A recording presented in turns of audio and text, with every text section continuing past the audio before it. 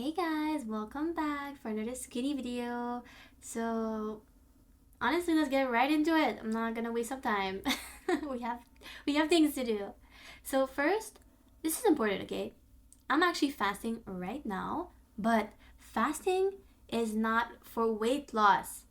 I hate hearing women like say, "Oh yeah, I'm fasting and it helps my weight loss." Let's get one thing straight. Fasting is for wellness, health, or even spiritual practice.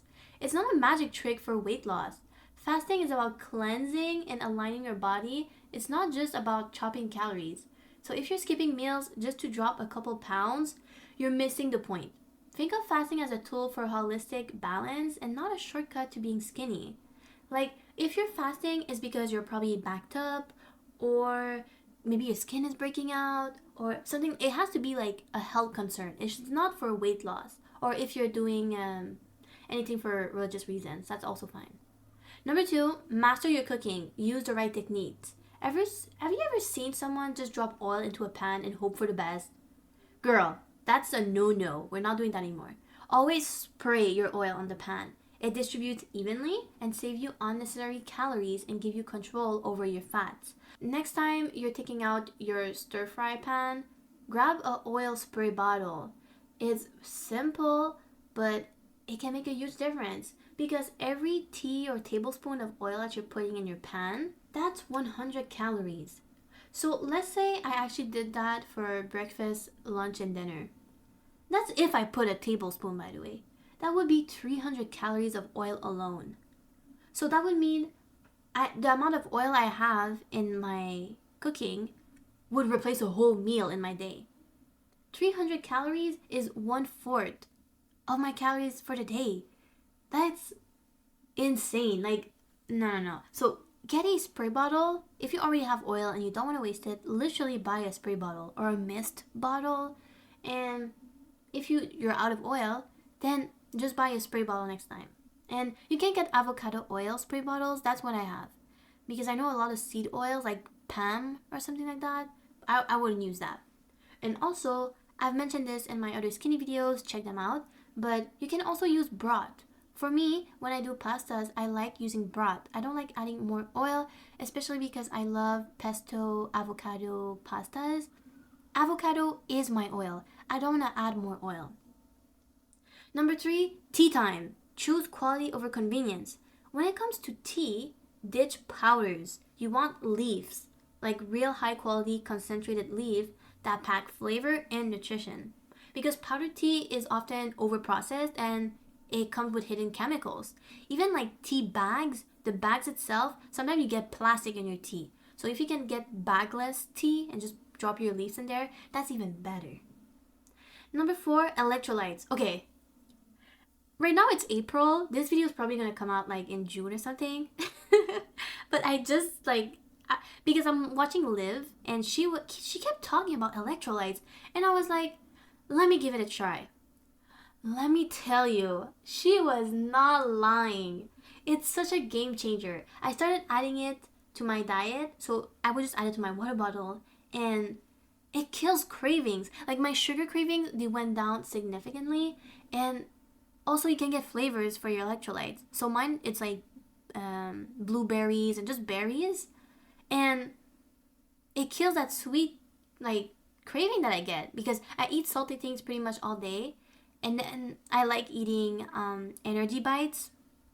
But with the electrolytes, it helps curb my appetite for those things because an energy bite is about 200 calories. If I eat two, that replaces a meal. So I try to avoid that. But yeah, electrolytes, trust me, you're missing out on a valuable thing if you don't focus on that. So get electrolytes. Just get any brand on Amazon that's like maybe third party tested at least, so there's no heavy metal in them. Because just know any supplements that you buy, it's not regulated. I think it's a law they passed in the 80s or 90s, I'm not sure, but supplements are not regulated. So there's a bunch of garbage in them.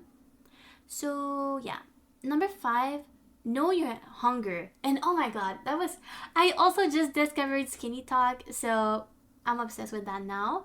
And one of the comments said, to know if I'm really hungry, I test myself with an apple. Am I hungry to the point I want to eat an apple or not? if you don't want to eat the apple, clearly you're not that hungry. So I thought that was pretty good. So yeah, do the apple test. So right now you're hungry. Oh, you're hungry enough to eat an apple? Oh, you're not? Okay, you're not hungry. That's how you know. That's how you really know if you have a real hunger cue or a boredom. Number 6, mind the sauce, okay? And don't lick the plate, okay? I know it sounds silly, but here's a tip, okay? Don't lick your plates or dive into those stray sauces, okay? Each little dip counts in calories, even if it's just 50 here, 50 there. So imagine you're eating this meal right now and there's sauce on your plate.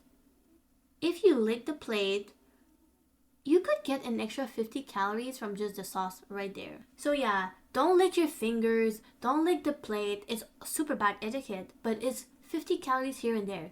And let's say you do that every meal. So every day you have a 50 calories that you normally wouldn't be eating. Times 7. Okay, that's 300 calories extra for that week. And then after 2 months or 3 months, that's 1 pound.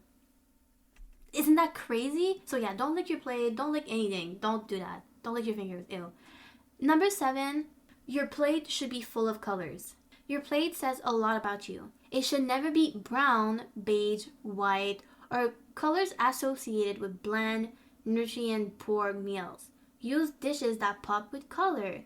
So it should be green in there, some red, some yellow, some orange, something. Because when you're eating brown, beige, white food, it means bread. It means a lot of rice. It means gravy. It means unhealthy things. It doesn't mean healthy. So yeah, make sure that your plate is just colorful in general. If you just think of all the plates you've had today, if none of them had a lot of color, then you know what you're eating is bad. Number 8, smart saucing. Switch to other sauces, okay? The way I have so many sauces that I just swap with something else and kill the calories, I'm gonna make a video on that eventually, but think of, there's a bunch of like sweet and sour sauces, for example. You could swap them for hot sauce. Hot sauce has no calories. Or you can replace your soy sauce with coconut aminos. That's what I use. And it saves so many calories and it's so good. It's not like bad. And if you make the switch, again, it's the same logic as licking your plate here.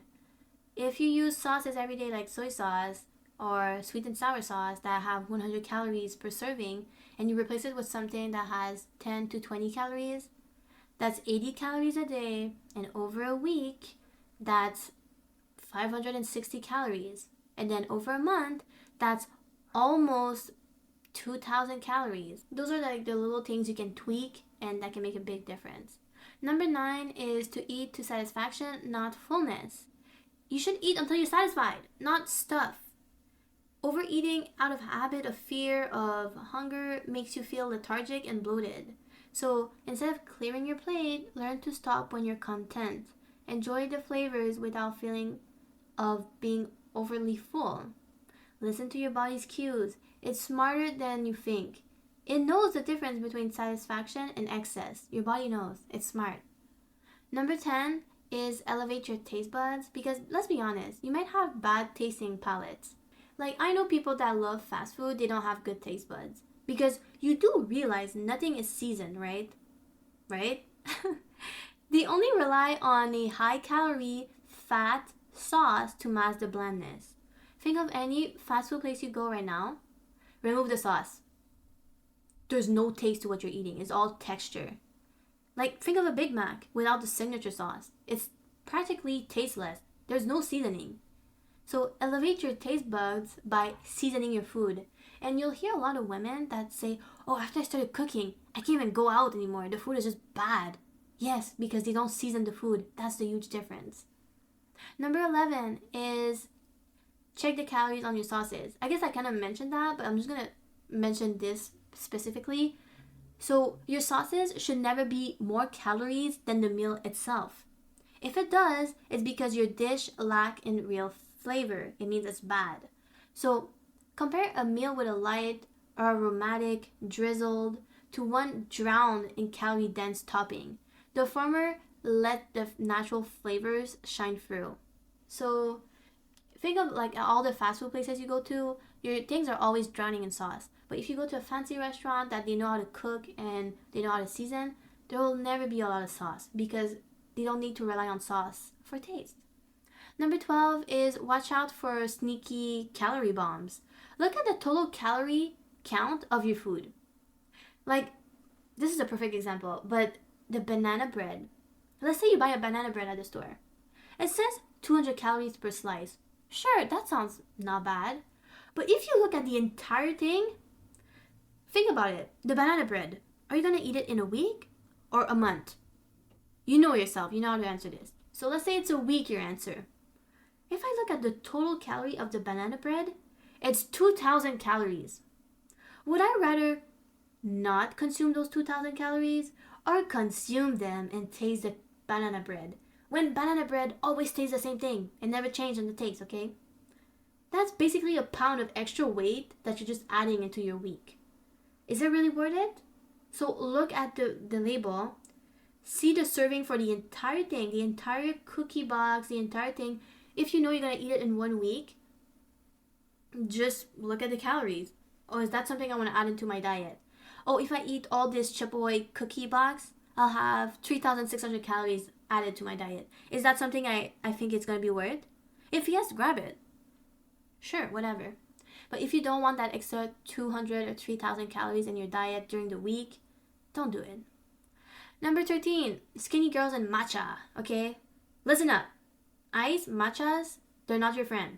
They're loaded with sugar and sometimes even whipped cream, which can easily add up 400 calories per drink.